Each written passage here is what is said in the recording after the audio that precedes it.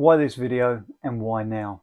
And what's it about? Well, it's about COVID, it's about the vaccines, it's about mRNA technology, and it's about governments around the world and the information that's come from those governments, good and bad.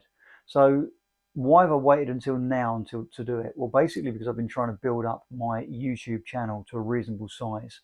And if I put this video on other platforms, there's a fair chance that it might get taken down. TikTok particularly won't allow it. Facebook and Instagram may, X certainly will, and YouTube got to be a little bit careful what I say. So let me give you a little bit of background detail. For the sake of transparency, I just want to be completely honest. So I am unvaccinated.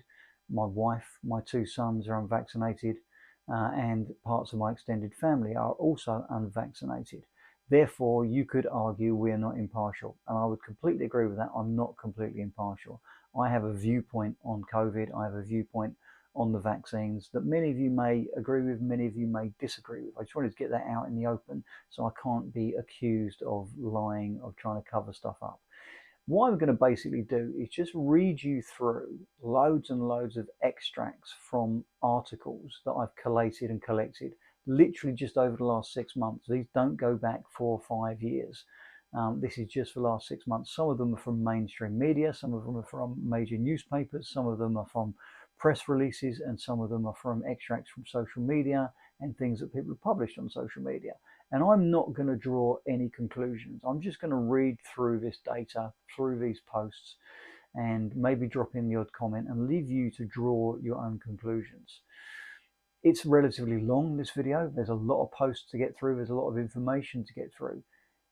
Why am I doing it? Well, because I genuinely believe we have not been told the truth. I genuinely believe that what we were led to believe was the truth, what led us to lock down and close down the entire world, was not reality.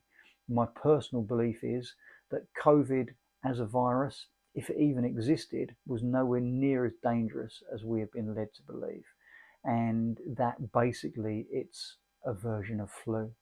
That's even if it existed. There are many people that would argue that it's never been fully isolated in a lab and actually may not even been real. I'm not a scientist. I'm not going to jump down that rabbit hole. I'm not going to argue that point. But whether you feel that it's real or not, my argument would be that it was nowhere near the danger that we were led to believe. The pandemic was nowhere near the danger that we were led to believe. And it certainly wasn't worth destroying communities, destroying economies for, and it certainly wasn't worth dividing people to the extent that it did. Then we get on to the vaccines, and again, that's a whole nother question. Bear in mind, these were vaccines that were developed at warp speed, so President Trump said, and took 9 to 10 months to go from blank piece of paper to being injected into people's arms. That's never, ever happened before in history, and leaves a lot of questions to be asked and to be answered about the validity and safety of that. So I'm going to put the old spectacles on. I'm just going to start reading through some of these extracts and making some comments on them. And as I say, I'm not going to draw massive conclusions. I'm going to leave you to draw your own conclusions. These are all completely varied topics, varied sources, but I'm just going to whiz through some, see what you think. So, the CDC in America is the Center for Disease Control, one of the main regulatory bodies in the USA. A guy called Robert Redfield, who was the head of that organization, has now joined an increasingly large list, according to this article, over 81,000 physicians, scientists, concerned citizens, and up to 240 US government officials who are calling for the COVID mRNA injections to be pulled off of the market because of their safety profile. That's Robert Redfield. Go and look him up.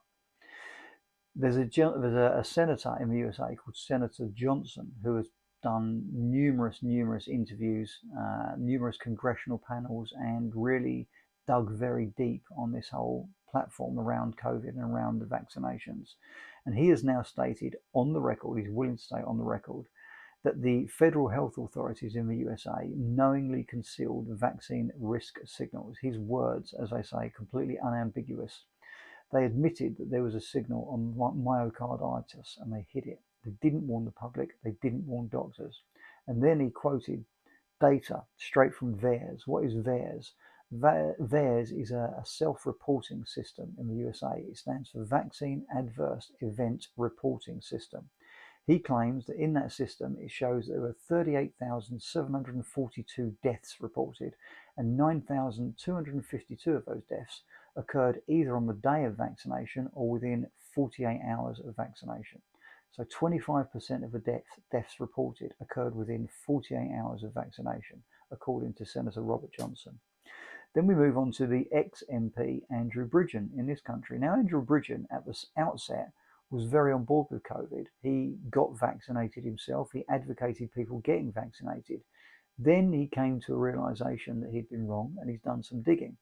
And he has presented evidence basically saying that the Pfizer vaccine that was actually injected into the general public was not the same vaccine that was presented to the safety study bosses and the regulatory agencies in this country to be checked. He describes it as a bait and switch. He basically says that there were two subtly different vaccines, and the one that was presented to the safety bodies was different to the one that was rolled out to the people. Again, go and do some study, go and do some checking and find out whether that's true or not. This is breaking news that has come out in literally the last week or so. Two studies, one in the Mail on Sunday newspaper, one in the Sunday Telegraph. In the Mail on Sunday, they revealed that £200 million in monetary funds and in advisory funds were given to people that sat on the SAGE panel. Do you remember the SAGE panel? SAGE was the advisory panel set up by the government, consisting of loads of scientists and loads of advisors, special advisors, medical advisors. They have received funding to the tune of £200 million across their various projects, across their various universities, across their various companies. Does that mean that they're impartial? If they're receiving £200 million worth of funding, primarily from pharmaceutical companies, how can they be impartial? The Sunday Telegraph has also revealed that the UK government's ethics committee, again another committee that was set up to advise on COVID, was effectively silenced. When they were discussing things like lockdown policy, when they were discussing things like vaccination policy, they raised some concerns. They raised some reasons why potentially we shouldn't push ahead at the speed that we did end up eventually rolling all of these things out.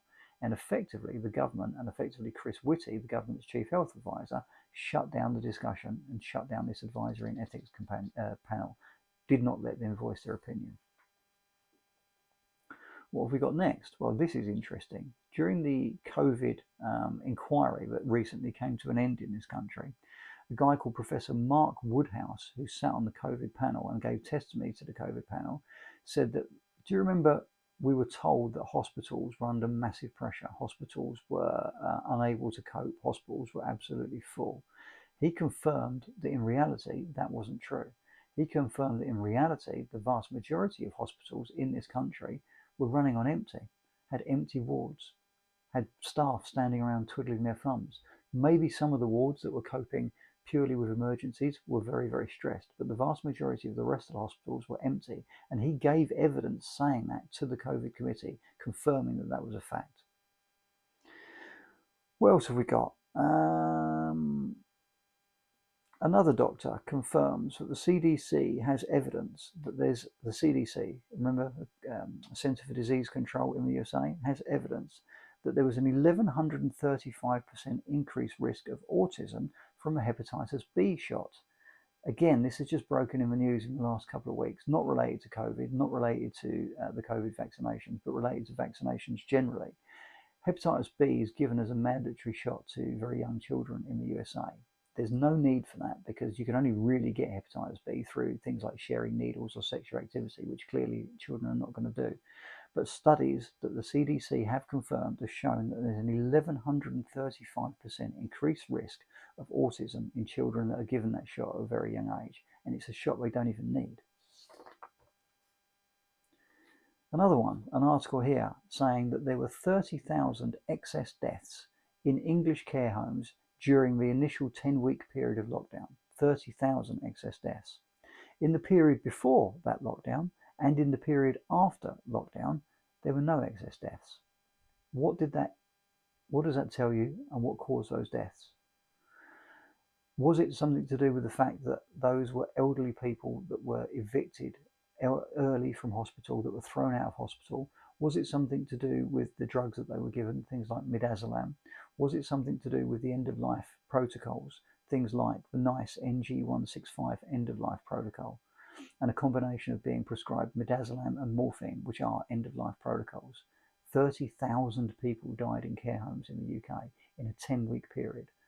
Would they still be here if they weren't given that treatment? Who knows?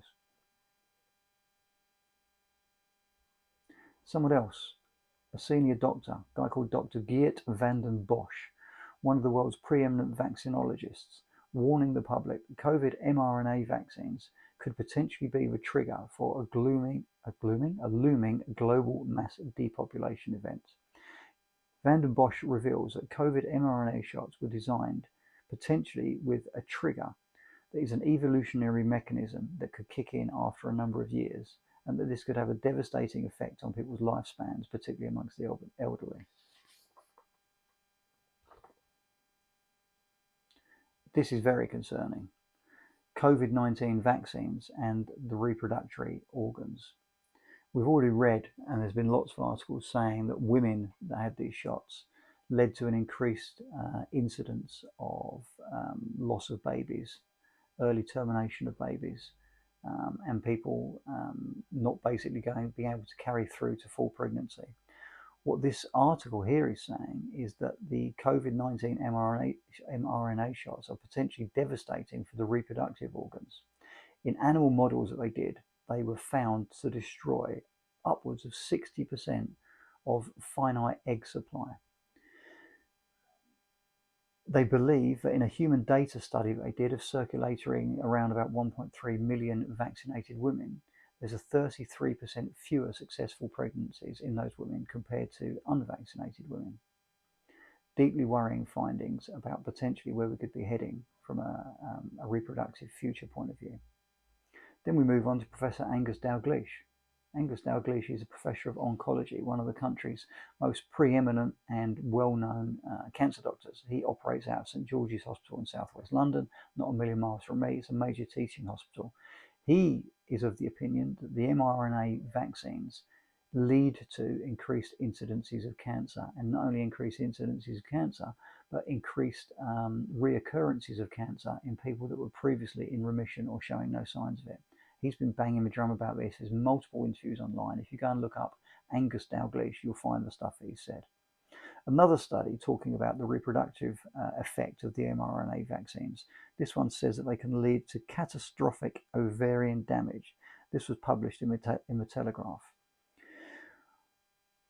Another report about VAERS, remember the vaccine reporting system, reports 38,607 deaths and more than 1.6 million adverse events worldwide after the administration of COVID-19 vaccines, including 25% of deaths, repeats what we just said in the last one, reports that 25% of the deaths reported occurred within 2 days following injections.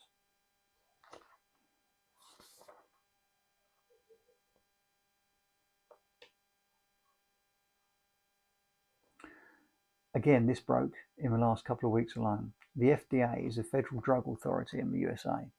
The head of the Federal Drug Authority says that there is no evidence to support giving COVID shots to healthy children, and that a formal announcement would be expected within coming weeks. That announcement has since been made.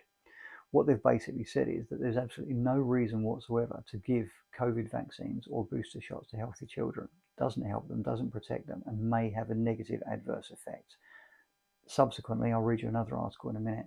Those adverse effects have been reported, and those adverse effects include death.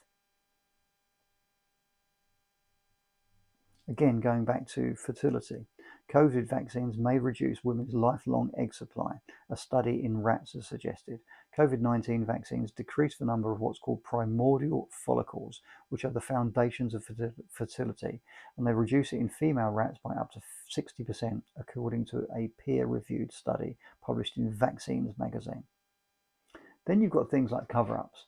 So the Canadian Chief Public Health Officer, Dr. Theresa Tam, and nearly 30 senior federal health officials all signed a confidential oath during the height of the COVID-19 pandemic, pledging not to release information that could potentially embarrass the Trudeau cabinet, according to internal records obtained through access to information requests. So why have you got 30 senior scientific officials and government members saying that they won't release any information because it might embarrass the government? Surely their oath to the public, their oath to medicine, their oath to a truth should carry more sway than their oath to the government and not embarrassing the government.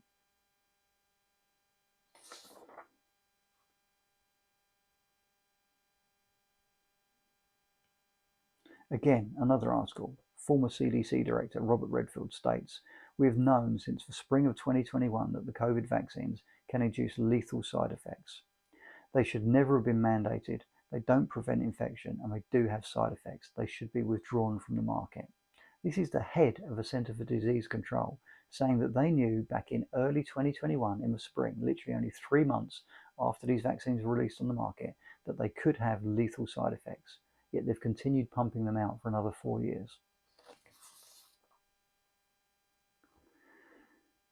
Again, going back to this 200 million of funding, scientific advisors to the government on the COVID panel failed to reveal that they received over 200 million in grants and funding from some of the world's largest pharmaceutical companies. 26 members of the influential Scientific Advisory Group for Emergencies, the SAGE Group, which helped shape the lockdown rules and shape the response in the UK to COVID, received huge grants, most of which came from the Wellcome Trust, which is a research and funding organisation and which was closely involved in the rollout of lots of these vaccines. I could go on and on and on. I've got pages of this. I'm not going to because it will bore you all. The point of all of this is that you need to be able to draw your own conclusions. But clearly, and many people would argue with the factuality of a lot of this, many people would say, no, there's proof that this isn't true. There's proof that this is that word conspiracy theories. There's proof that actually in reality, the actions that were taken over COVID, the severity of COVID, that the vaccine saved millions of lives, etc., etc. But reality is that we have been lied to, that the powers that be, whether that be governments, whether it be scientific advisors, whether it be the pharmaceutical companies, sought to keep information out of the public eye.